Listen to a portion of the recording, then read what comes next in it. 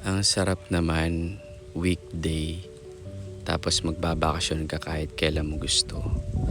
Wala kang iniisip na kahit ano kundi magbakasyon. Kung nag-e-enjoy ka naman sa ginagawa mo, walang problema. Congrats. Pero kung hindi, mag-isip-isip ka, pwede kang mag-isip ng ibang paraan para makadagdag. Hindi importanteng agad-agad.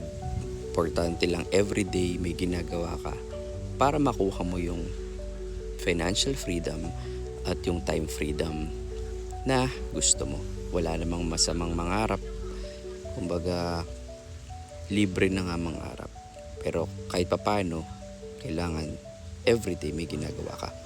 So bilang isang trader na nagte-trade sa phone, sa laptop, at nakakapunta kahit saan at kahit kailan mo gusto, siguro ito yung mga bagay na pinagpapasalamat ko sa taas. Kasi kung hindi ako naniwala sa dreams ko noon at di ako umaksyon, wala. Baka andun ako sa mga bagay na hindi ko naman gustong gawin.